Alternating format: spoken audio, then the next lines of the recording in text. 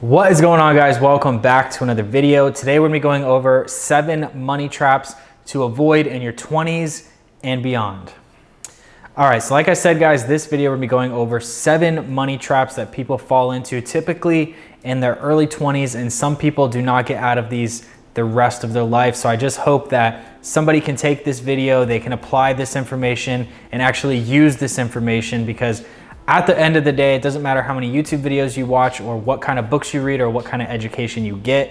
If you don't actually implement the information, then nothing is going to actually change. So hopefully this helps somebody out there. If you are new to the channel, make sure you subscribe down below. And if you are back from a previous video, make sure you smash that thumbs up button.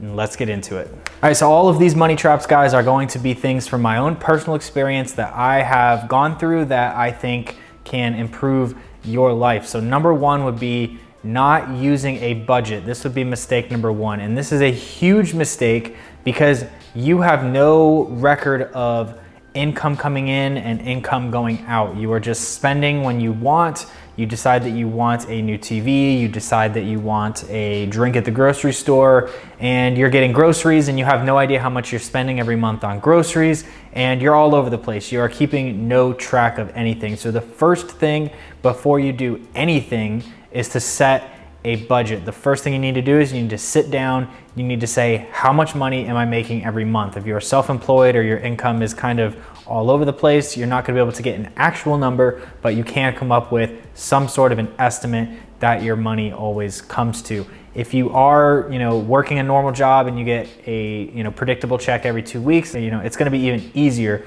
for you to go ahead and do this. And the tool that I like to use, guys, is mint.com. It is a free budget tracker. You log into your bank account and it'll actually track all the spending that you do on your checking card or your debit card or your credit card or whatever form of payment that you are using. If you use cash, you'll have to enter it manually. But this is a great way to overall see your cash flow for the month. You can see how much money you saved, how much money was coming in, how much money went out. Did you spend more than you made? So make sure that you're utilizing some sort of a budget. If you want more information about a budget, there's a couple different people out there. Dave Ramsey is a great one as far as setting a budget, but I pretty much just set for my groceries. I set for my auto payment when I had one.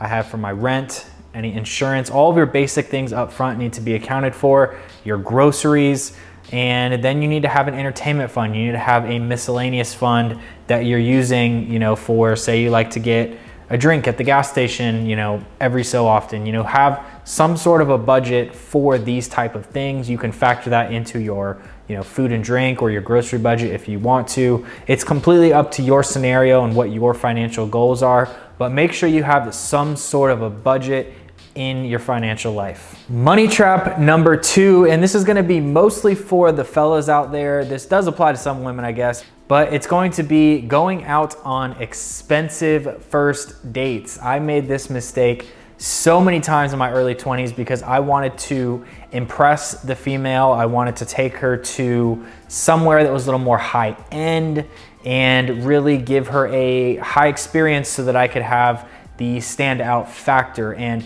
at the end of the day, guys, what happens with this is you are setting the bar for this individual. You are telling her that this is what she can expect out of this relationship.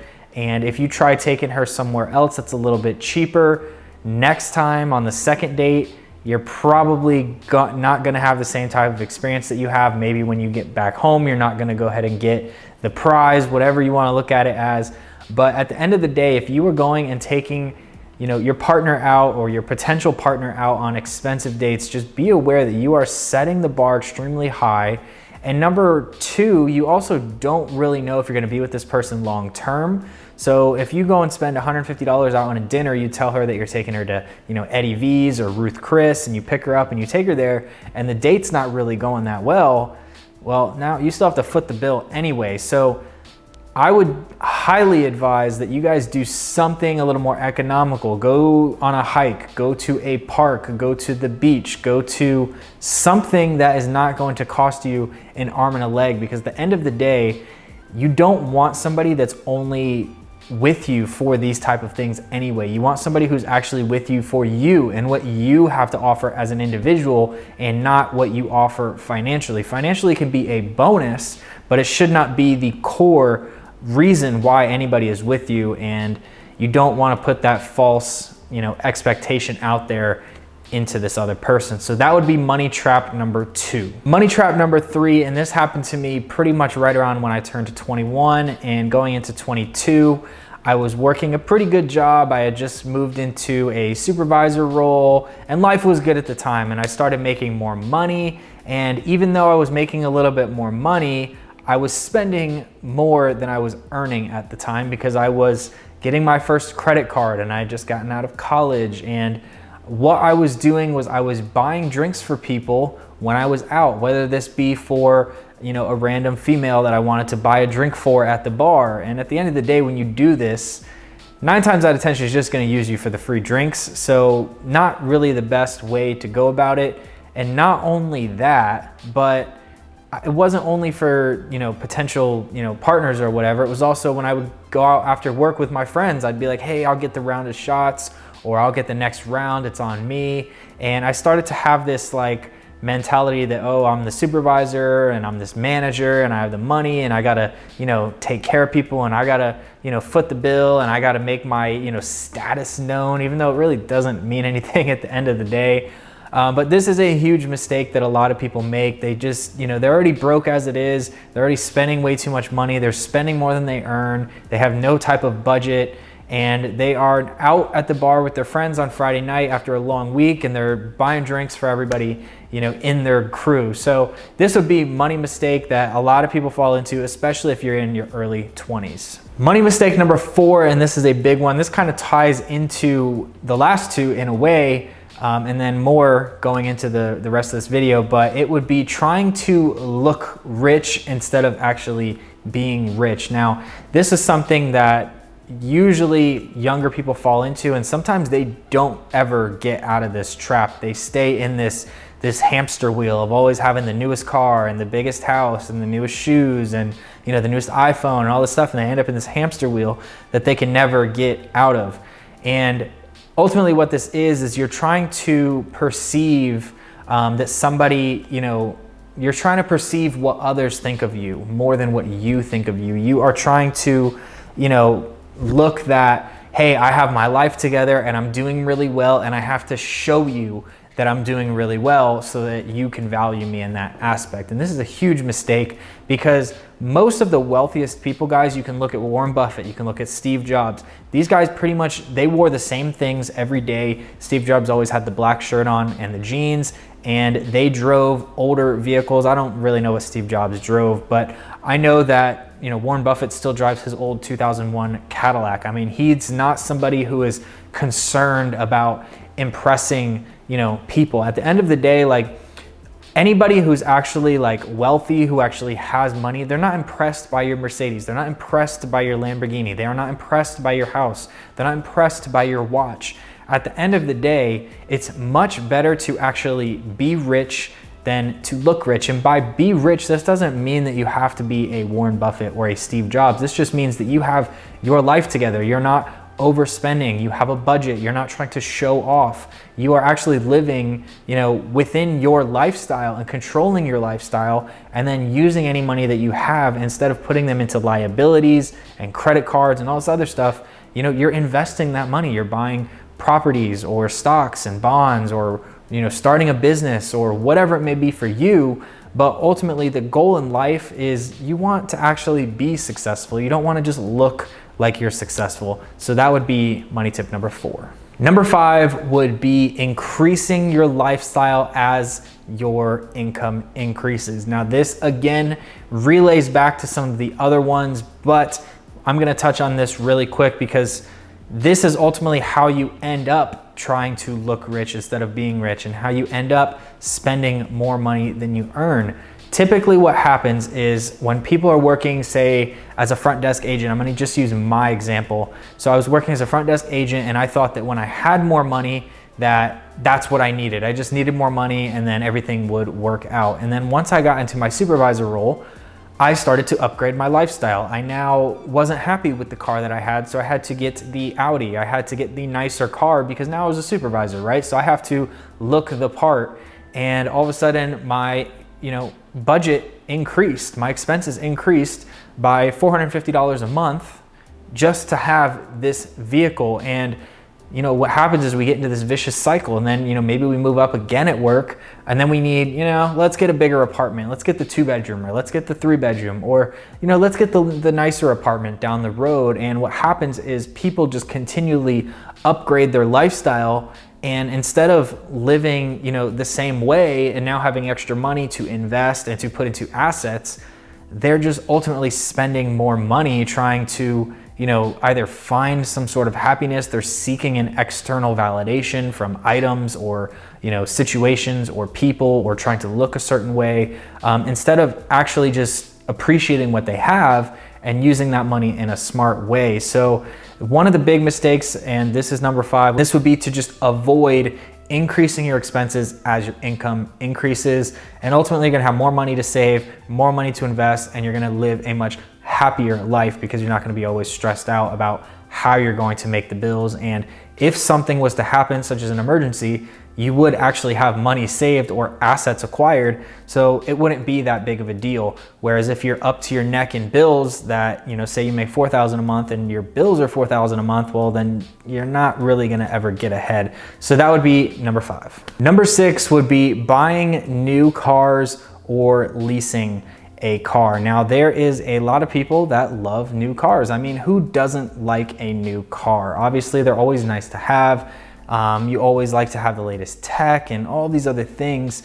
But at the end of the day, new cars are a horrible, and they're not even an investment, they're a horrible liability to have, because the second you drive them off the lot, they lose 15, 20% of the value. It's something that is always just taking money from you. You're making payments and the value is going down and down and down. And nowadays, with a lot of the auto loans being 7 years, 6 years, what happens is 4 years into it, you're gonna start to get a lot of maintenance, and now you have payments plus maintenance. And if the car starts having major issues, and this is a personal thing that happened with me, so that's why I can talk about this. My car that I had, I still owed like another year on it, and I started to have major mechanical issues with the car that were costing me thousands of dollars.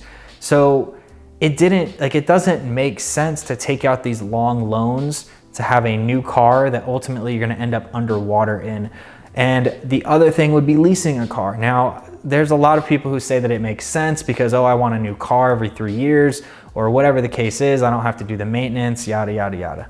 Look, the bottom line is, if you can get a car that is within your price range that you can afford, and you can put 20% down, and you can do no more than a 4 to 5 year loan, you will always be ahead on that loan. You will own the vehicle, and you're not gonna be forking all of this money just to rent a car. There are situations where leasing does make sense. If you have a small business, you can use it as a tax write-off. That would be one situation where it could be beneficial. But for 95% of people who work a normal job, leasing a car is it's not a good idea, because you're literally just burning your money. And it's a lot better if you had a car in cash that you weren't gonna be making payments on all the time, because you're never gonna get out of that scenario. You're always gonna have a car payment if you're always leasing.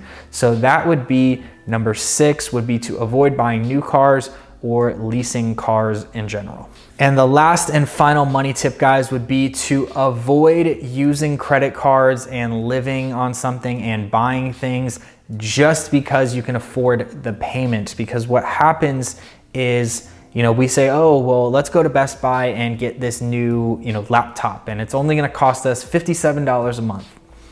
And that's cool, but if you don't pay it off within the 12 months, you're not actually going to just be paying $57. Now you're going to pay for all of that interest that was deferred, because typically on these plans, they defer the interest for you, which means it is accruing in the background. They're not charging it to you yet. But if you don't pay everything off within that 12-month or 18-month or whatever the financing terms were, you're going to actually owe all of that interest once that expires, plus interest on that interest as it keeps accruing. So just because you can afford a payment on something does not mean that you should always get it. There's, you know, so many people think that, oh, well, I'm making $3,000 a month, so now I can afford my $1,000 apartment, and then I have, you know, 2 credit cards that were costing me $300 a month, and my car is costing me $400 a month, and now I can go get a new TV because they said I can buy it now and it's only $100 a month. And then before you know it, you have all of these payments every single month coming out of your account. And what if you lose your job? You know, what if an emergency comes up, like a medical emergency, or somebody in your family, or something where you're gonna need this money and maybe you can't work? You know, now you've put yourself into a situation where you have to run the rabbit wheel, the hamster wheel, whatever you wanna call it, because you have to keep up with these payments. And again, this is a personal situation. I have been there, I have done that, and I'm on point right now to be 100% debt-free by November, December of this year, which I'm ecstatic about. I wanna make a video about this and exactly how much I've paid off and the strategies that I've used to go ahead and pay that off in roughly 24 to 30 months was when I started this process, and I wanna share it with you guys if you are interested. So if that's something you wanna hear about, let me know down in the comments below. That's gonna wrap up this video, guys. Those are my 7 money traps to avoid in your 20s and moving forward. If you liked this video, again, make sure you smash the thumbs up. Make sure you subscribe down below if you made it this far and you're not yet a subscriber. And if you have any other comments, concerns, or video recommendations, drop them down in the comments as well. Thank you so much for watching, guys, and I'll see you in the next video.